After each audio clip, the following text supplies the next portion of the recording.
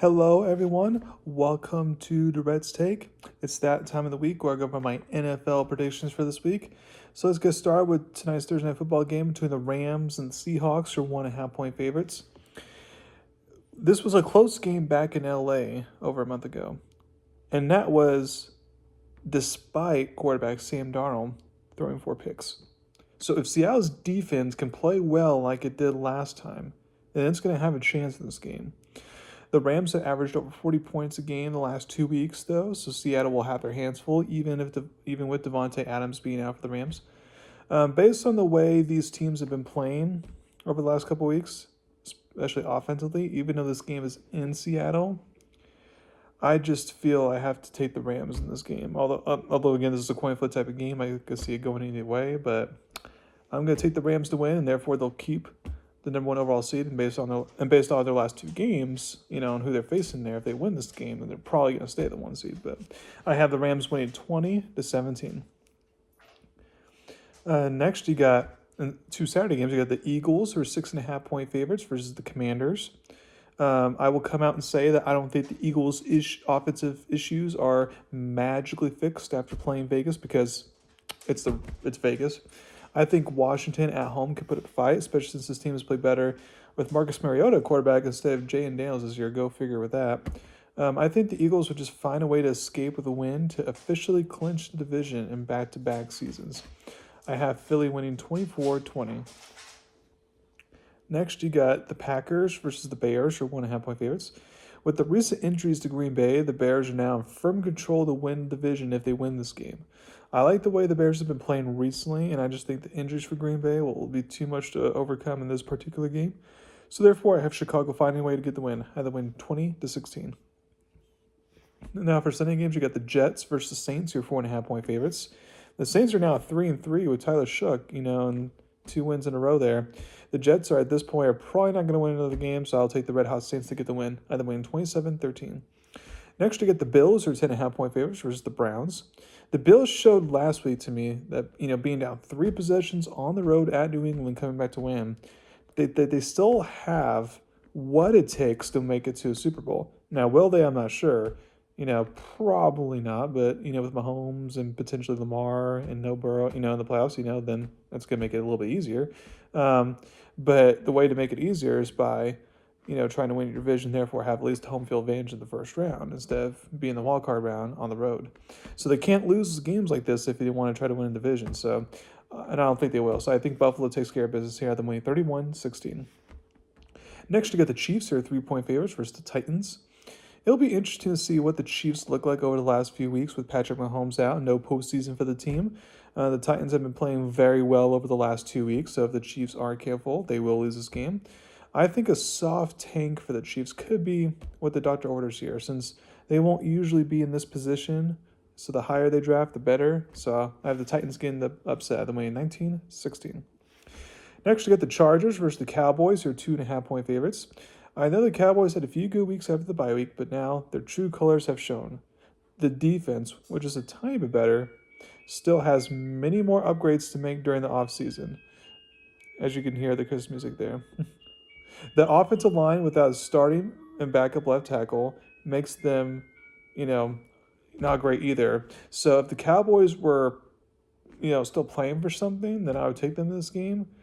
But since they only have a 1% chance to make the playoffs at this point, that's, them winning out, Eagles losing out, then I basically have them eliminated for the playoffs.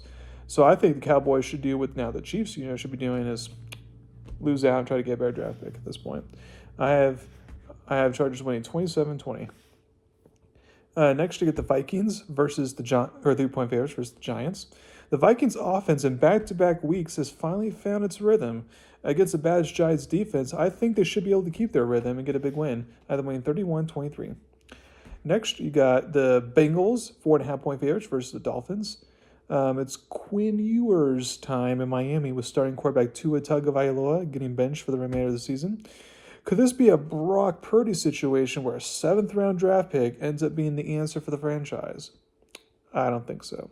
However, this is the perfect start for Ewers, because going against one of the worst defenses in the league is the perfect first game. Cincinnati last week looked like they just quit, So if the players are checked out, which since mathematically they're eliminated from the playoffs. I wouldn't be surprised if they were checked out. Then Miami would win actually, but if the Bengals bounce back and play hard and show some fight, then I would take the Bengals in this game. And I think the Bengals players will show some more fight in this game. So I will take Bengals to win 27-24. Next, you got the Buccaneers are 3-point favorites versus the Panthers. Since these two teams play in the final week of the season, this game's not necessarily do or die, but it feels like it is.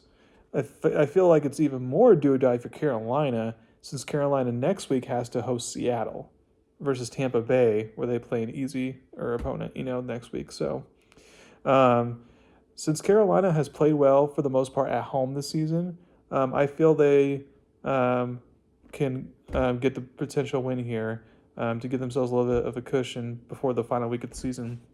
So I have Carolina winning 23-20.